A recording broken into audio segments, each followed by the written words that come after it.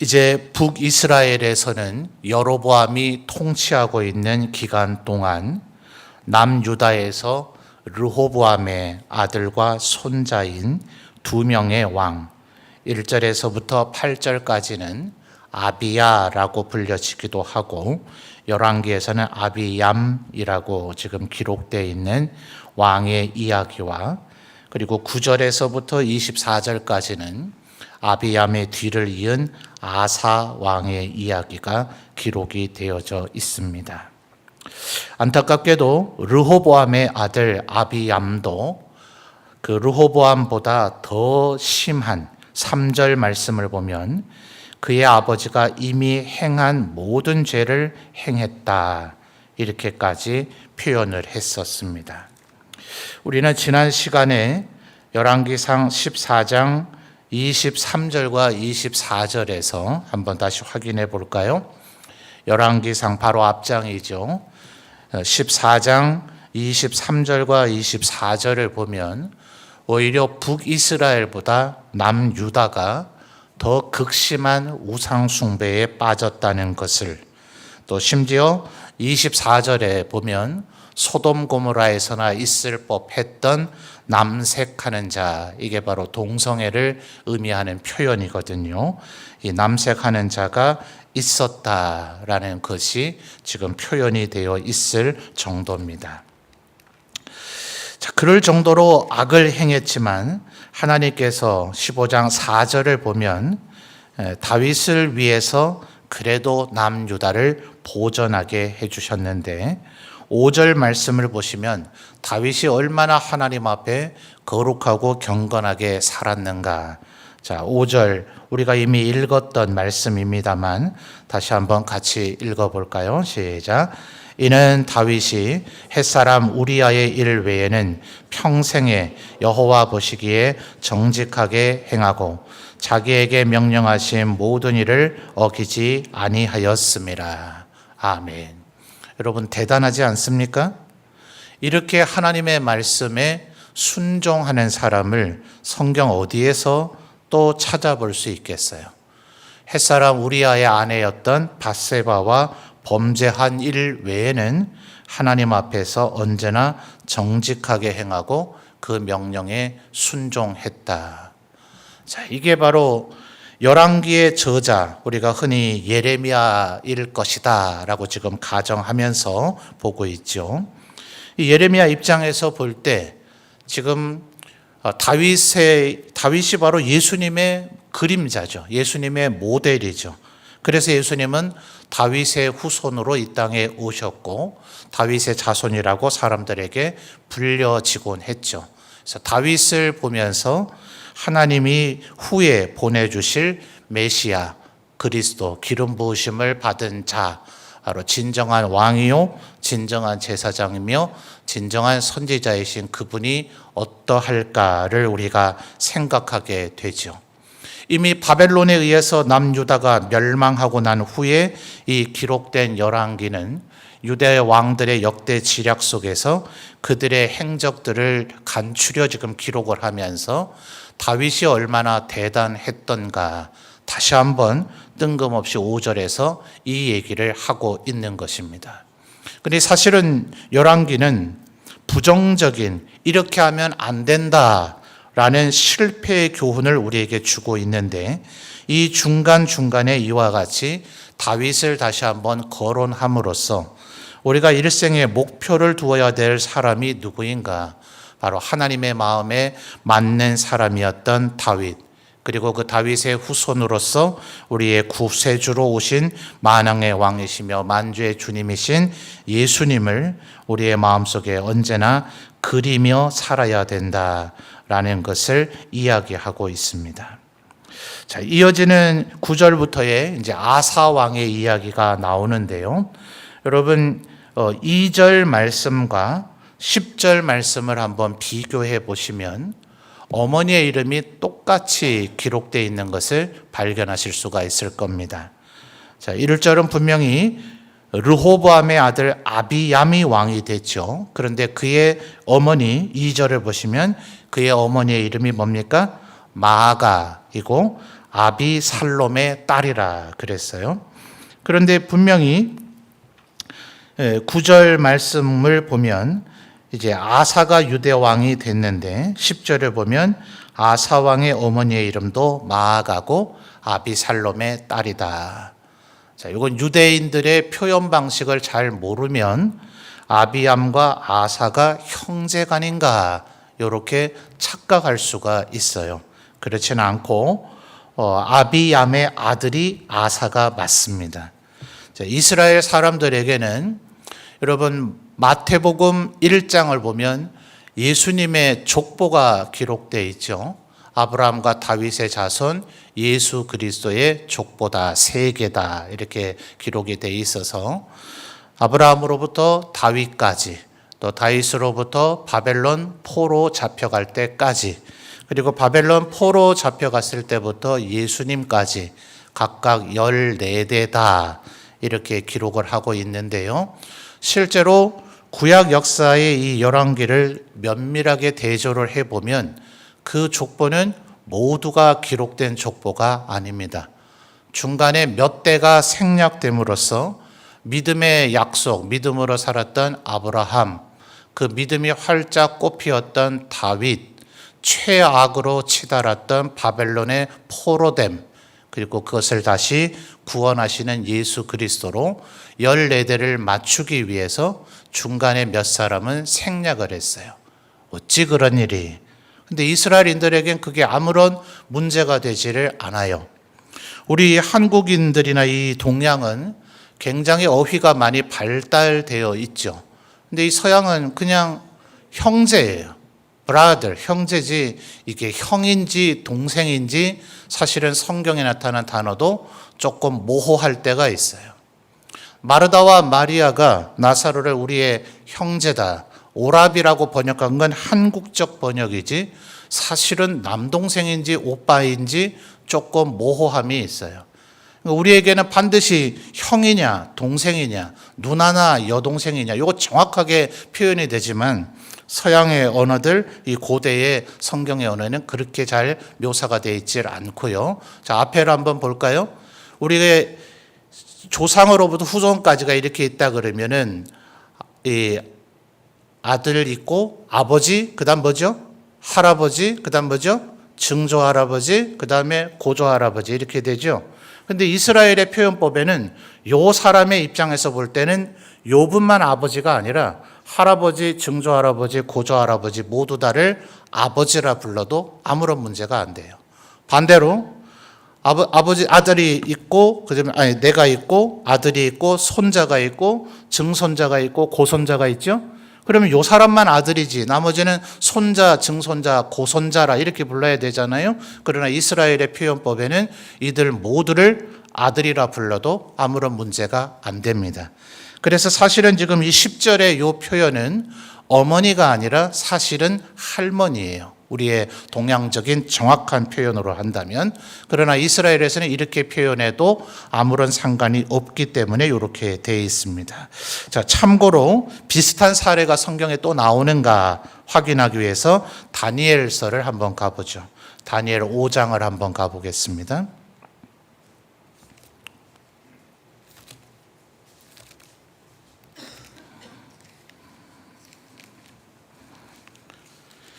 다니엘 5장은 이제 벨사살 왕, 바벨론의 마지막 왕이었던 벨사살 왕이 나라는 지금 망해가고 있는데도 불구하고 바벨론 성읍에서 방백 120명 또 1000명, 귀족 1000명을 5장 1절을 보면 불러다가 잔치를 벌이고 예루살렘 성전에서 가져온 금은 그릇으로 우상을 숭배하면서 술을 따라 마실 때에 벽에 거대한 손이 나타나서 메네메네 데겔 우바르신이라는 글자를 쓰게 되죠.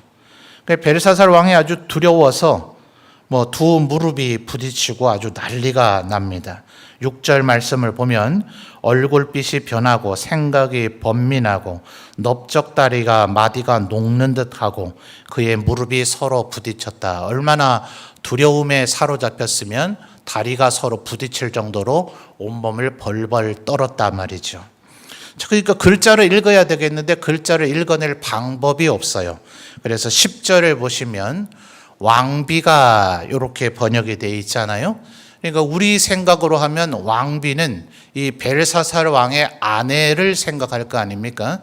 예전 개역 성경, 우리가 지금 보고 있는 것이 개역 개정이죠. 그래서 저는 이것이 오히려 조금 개선된 번역이 아니라 개약된 번역이라고 보는데요.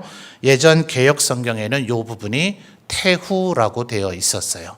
태후는 우리 한국적 정서로 하면 대비마마죠. 왕의 어머니. 근데 실제로는 이분도 어머니가 아니에요. 느부갓네살의 아들 벨사살이라고 표현되어 있지만 사실은 아들이 아니라 손자인가 증손자인가 그 정도가 됩니다. 아마 직계가 아닌 줄로 알아요. 그렇게 해서 지금 벨사살이 마지막 왕이라서 이 다니엘서도 다니엘이 기록한 것이기 때문에 유대인들의 이 관습적 표현을 그대로 쓰고 있습니다. 자, 열왕기로 돌아와서 보시죠. 그래서 오늘 13절을 보면 이 어머니라고 표현되어 있는 마아가를 태후라고 부르고 있죠. 자, 13절의 중반절에 나타난 표현 찾으셨습니까? 태후의 위를 패해버렸다. 자, 이거 참 쉽지 않은 일이죠. 자, 어머니라면 대비마마였을 것이고, 할머니라면 우리 조선식으로 표현하면 대왕대비가 될 터인데, 자, 대비마마를 패하는 게 더 쉽겠습니까? 대왕대비마마를 패하는 게 더 쉽겠습니까? 연산군이 자기 할머니인 그 세조의 며느리, 그 분을 이제 발로 걷어차 버렸죠. 그랬다가 나중에 이제 폐위까지 됐어요. 자기 어머니 폐비 윤씨를 죽이고 사약을 내리는 데에 그 할머니가 적극 가담했다. 자, 이쯤 되면 왕이 폐위가 되는 사건이 되죠. 폐륜의 극치에 달하니까요. 자, 13절을 보면 그렇게 한 이유가 뭡니까? 할머니인 이 마아가가 아세라 상을 세웠기 때문에 할머니 태후의 위를 패하겠습니다. 우상 숭배에 대해서 지금 이 아사왕이 얼마나 목숨을 걸고 있는가를 한번 살펴보십시오. 자, 15장 2절을 다시 거슬러 가서 보면 자신의 아버지였던 아비얌이 르호보암 왕이 죽은 지 겨우 3년만 재위하고 죽었죠. 그리고 뭐 좀 아쉽지만 아사 왕이 지금 몇 살에 왕위에 올랐는지는 지금 열왕기에서는 잘 표현되어 있질 않아요. 그러니까 지금 아마도 요 상황이면 13절의 요 상황이면 아사 왕의 왕위가 아직은 조금 불완전할 겁니다. 지금 이 마아가라고 하는 사람 어머니, 이제 아비암의 어머니고 아사 왕의 할머니인 이 마아가를 2절과 10절에 보면 누구의 딸이라고 되어 있습니까? 아비살롬이라고 되어 있죠. 그죠? 누구 비슷한 이름 생각나지 않습니까? 압살롬의 다른 표현일 수 있다라고 보는 학자들이 있어요. 그러니까 이게 다윗도 그렇고 솔로몬도 그렇고 부인들이 어마어마하죠. 그 많은 부인들이 전부 다 자식을 몇 명씩 낳는지 성경이 다 기록해 놓지 않았어요. 그러다 보니 지금 왕실에 이 다윗왕 기준으로 볼 때 저 아들들, 조카 뭐라 그래야 될까요? 지금 아사 왕의 입장에서 볼 때는 종 할아버지입니까? 그쯤 되는 분들도 많이 계실 수도 있고 또 5촌, 7촌쯤 되는 분들이 지금 질비하게 있습니다. 말하자면 아사만이 다윗의 후손은 아니죠. 아사만이 르호보암의 후손도 아니고 아사만이 솔로몬의 후손도 아닙니다. 그러니 얼마든지 아사를 폐위하고 다른 왕을 세우는 일이 불가능한 게 아니고 이후에는 그런 일도 실제로 일어나게 됩니다. 그러니 지금 이 아사 왕이 자기 아버지는 겨우 3년만 왕위에 있다가 죽었다. 그러면 사실은 기댈 때가 이 할머니인 마아가밖에 없다고 해도 과언이 아니죠. 왕실의 강력한 어른인 이 마아가를 등에 업고 정치를 해나가도 시원치 않을 판인데 자기 손으로 그를 폐위해버렸다. 폐위한 이유는 오직 하나, 우상 숭배 때문이었다 하는 거예요. 자, 아까 우리가 14장 24절에서 남색하는 자, 동성애자가 이미 출현했다라는 걸 살펴봤었잖아요. 그런데 12절을 보니 그 남색하는 자를 그 땅에서 전부 다 쫓아내버렸다. 그러니 아사왕이 굉장히 잘했죠. 그래서 하나님께서 칭찬을 합니다. 11절에 뭐라고 얘기합니까? 아사가 그의 조상 다윗같이 여호와 보시기에 정직하게 행했다고 칭찬을 받고 있어요. 그런데 한 가지 아쉬운 점은 있죠. 14절을 보면 요게 이제 열왕기에서 선한 왕이냐라는 것을 판단하는 기준에서 선한 왕의 A급과 B급이 있는데요. A급 선한 왕들은 다윗처럼 행했다 혹은 산당마저 없앴다 이렇게 보완을 해주면, 정확하게 확인을 해주면, 아니면 다윗처럼 행했다는 논평만 있다면 그는 A급 왕입니다. 몇 명 안 됩니다. 그런데 14절에 같은 요런 산당을 없애지 않았다는 부족함이 조금은 있었다 이러면 좀 B급 왕이 되는 거예요. 그래도 어쨌든 다윗처럼 비슷하게 했으니 이 아사 왕이 대단하죠. 우리 성도님들 어떻습니까? 우상 숭배한다 하면 할머니마저도 패해버릴 수 있는 이런 결단을 내릴 수 있겠습니까? 아사왕은 이렇게 하나님 앞에 충성되고 헌신된 왕이었다 하는 거예요. 그런데 아쉬움이 16절에서부터 24절까지 나타납니다. 자, 이스라엘이 북이스라엘과 남유다로 쪼갈라져 버렸죠. 그런데 북이스라엘의 더 북쪽에 아람이라고 하는 나라가 있습니다. 나중에 문둥병 환자가 돼서 엘리사 선지자에게 와서 고쳐달라고 하는 나아만, 바로 그 장군이 있는 나라가 아람이죠. 아수르라고 하는 나라가 출현하기 전에는 북이스라엘에게 최대의 위협적인 나라가 이 아람이었습니다. 그런데 이 아람조차도 다윗 왕 시절에는 정벌을 해서 이 아람도 굉장히 그 계열의 아람 계열의 여러 나라들이 있는 그런 광범위한 국가인데 그들 국가 모두 다가 다윗 왕에게 조공을 바쳤었어요. 그런데 지금 그 아람이 지금 북이스라엘이 남유다를 쳐들어오니까 18절을 보면 이 아사 왕이 북이스라엘의 그 너머에 있는 아람 왕에게, 베나닷에게 사신을 보내서 18절에 성전 곡간과 왕궁 곡간에 있는 은금을 전부 다 주면서 북이스라엘을 공격해 달라고 합니다. 여러분, 이러면 되겠습니까? 안 되겠습니까? 아무리 북이스라엘이 남유다를 쳐들어왔다 하더라도 동족이잖아요, 동족. 물론 아마 정말 마음이 급박하기는 했을 겁니다. 17절을 보면 이스라엘 왕, 북이스라엘의 바하사가 얼마나 이 아사 왕을 압박을 했는지 라마를 건축하게 했다 그러잖아요. 자, 여로보암 왕이 금송아지 두 곳 세웠던 장소 기억하십니까? 북쪽에는 단이었고 남쪽에는 베델이었죠. 이 베델이 북이스라엘과 남유다 사이에 거의 국경 가까이인데 그거보다 더 가까이, 더 남쪽이 라마입니다. 예루살렘에서 불과 8km밖에 되지 않아요. 말하자면 걸어서 2시간이면 도착할 그 거리에 요새를 지금 건축하고 있는 겁니다. 자, 그러면 만약에 북이스라엘이 마음만 먹으면 예루살렘이 함락되는 건 하루만이면 가능하죠. 그러니까 언제 기습해 올지 모를 그럴 가까운 거리에다가 지금 요새를 건축하고 있으니 아사 왕이 지금 몸이 바싹 달아버린 겁니다. 그래서 북에 있는 아람에다가 요청을 해서 북이스라엘을 공격해 달라. 이렇게 은금을, 그것도 성전에 있는 은금을 보내서 요청을 한 겁니다. 그래서 20절을 보면 갈릴리 지역에 해당되는 땅들을 아람이 공격을 함으로써 이 북이스라엘의 왕 바하사는 21절에 남유다를 압박하는 일을 중단하고 디르사로 되돌아가서 거기에 거주했다.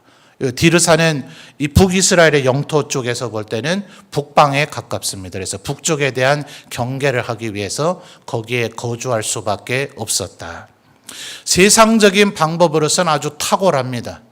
내 적의 적을 꼬드겨서 내 적을 공격하게 만들어서 나를 공격하게 하는 것을 중단하게 만드는 것, 손자병법에도 나와 있는 얘기입니다. 그런데 하나님 앞에 옳을까요? 옳지 않을까요? 옳지 않죠. 이런 일을 당하면 제일 먼저 해야 되는 게 뭡니까? 하나님의 도우심을 구하는 기도를 했어야 되는데, 이 아사 왕은 안타깝게도 이방의 베나닷, 아람의 베나닷을 동원해서 북이스라엘을 공격해 달라는 요청을 했습니다. 그래서인지 23절 하반절을 보면 그의 늙음하게 발에 병이 들었다 그랬습니다. 발에 병이야 누구든 걸릴 수 있는 일 아닙니까? 또 연세가 드시다 보면 몸이 이것저것이 연약해져서 병이 고칠 리가 있는데, 병이 들 수도 있는데 왜 이런 것을 여기 뜬금없이 기록을 했을까?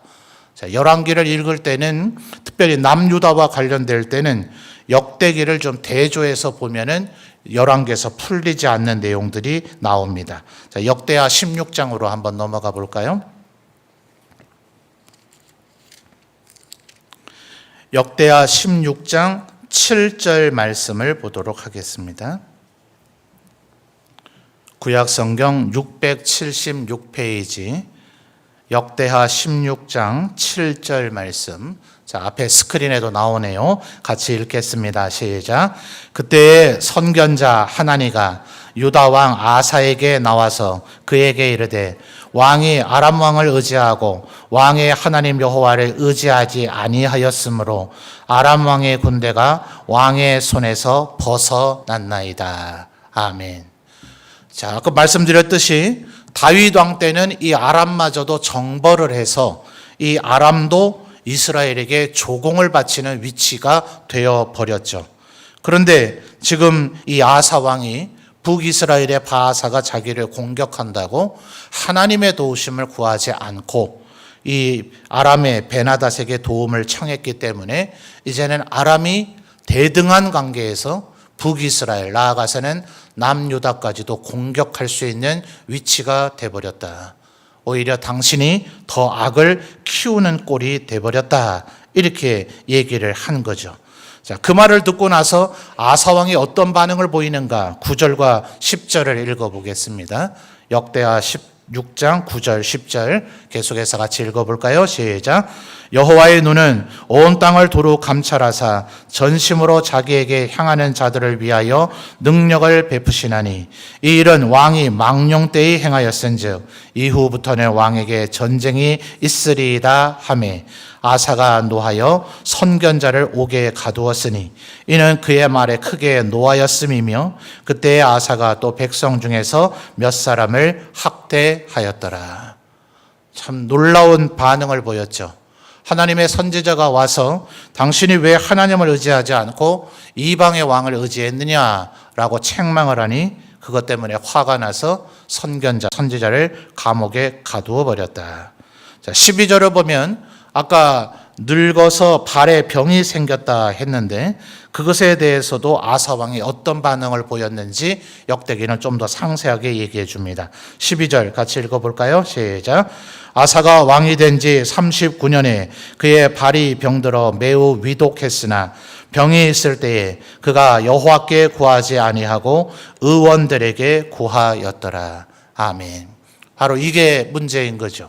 의원에게 찾아가는 것 자체가 문제는 아닙니다. 그러나 야고보서에서도 얘기하는 것처럼 장로님들을 청해서 기도도 받고 또 그 당시에는 기름이 가장 유용한 약 중에 하나였기 때문에 기름을 바르는 두 가지가 병행되어야 된다고 야고보 사도는 이야기를 했죠. 자, 여러분 한번 아사왕의 시대를 열왕기로 되돌아와서 한번 잘 생각해 보십시오. 할머니의 태후의 위까지 패한 것, 정말 대단한, 그 누구도 흉내내기 어려운 결단이기는 합니다. 그런데 우상 숭배 안 하겠다, 남색하는 자 쫓아내겠다, 할머니가 우상을 세우니 할머니의 태후의 위도 패하겠다. 이것은 내가 마음에 결심하면 되는, 내 마음에 따라 할 수도 있고 안 할 수도 있는 그런 영역이죠. 아사는 여기까지는 충실했어요. 전쟁의 기운이 일어나고 있습니다. 외적이 나를 쳐들어올 것 같아요. 내 마음의 결심으로 좌지우지가 됩니까? 안 되죠. 내 몸에 병이 들었어요. 내 몸에 병이 든 것을 내 마음에 좌지우지한다고 병의 치료가 됩니까? 안 되죠? 바로 아사의 한계가 여기까지였습니다. 마음의 결단은 잘 내렸으나 내가 통제하고 컨트롤할 수 없는 문제를 하나님께 의지했었어야 되는데 마치 14절에서 그가 산당을 없애지 않았다. 하나님을 의지함이 다윗과 같이 하기는 했으나 마지막 한 가지 산당을 없애지 않는 아쉬움이 있었다 하는 것처럼 그는 대단한 결단과 용기의 사람이긴 했으나 내 힘으로 어찌할 수 없는 영역 앞에 하나님 앞에 겸손히 꿇어 엎드리는 그 지혜로움이 그에게 있지는 않는 아쉬움이 있었다 하는 겁니다. 그래서 역설적으로 다윗의 후손들인 아비암과 아사의 이야기하기는 하지만 오늘 15장 속에서는 오히려 5절에서 이미 우리가 확인해 본 다윗이 다시 한번 부상되어지고 다윗이 다시 한번 우리의 마음에 새겨지더라 하는 것입니다. 사랑하는 성도 여러분, 우리들이 어떻게 살아야 될 것인가? 자, 공교롭게도 아비암에게는 어머니고 아사에게는 할머니인데 마치 같은 어머니라도 된 것처럼 기록을 해 놓으니 그래서 제가 오늘 제목을 조금은 말장난인 것 같지만 어머니가 같을지라도 이렇게 표현을 해봤어요. 아비암은 이 어머니로 인해서 좋은 영향을 전혀 받지 못하고 아버지 그 조상인 다윗의 반열대로 행하지 않았습니다. 그러나 이 아사는 그 할머니, 그 어머니였던 마아가가 우상을 숭배할 때는 그를 제거해 버릴 정도로 결단 있는 행동을 했더라 하는 거죠. 우리를 둘러싸고 있는 형편들은 각자 다릅니다. 하나님 앞에서 우리가 말씀대로 살지 못하도록 만드는 죄의 유혹과 파도는 우리 성도들에게 각자 다른 양상으로 나타날 것입니다. 내 삶에 부모님이 다 예수님을 잘 믿었다면, 일가 친척이 다 예수님을 잘 믿었다면, 내 인생에 풍파와 환란이 없었다면, 그러면 내가 하나님을 잘 섬겼을 것 같지만 그렇지 않습니다. 부모님이 예수 믿지 않고 내 당대의 믿음이라 할지라도 내 삶에 온갖 풍파와 환란이 있었다 할지라도 믿음으로 사는 사람은 오직 하나님만 의지하며 살더라 하는 것이죠. 그러므로 우리의 삶에 어떠한 일이 있든지 간에 나는 오직 다윗처럼 또 예수님의 모습을 본받는 예수님 닮아가는 자로 살아가리라 다시 한번 다짐하고 결단하시는 우리 모든 성도들이 되시기를 바랍니다.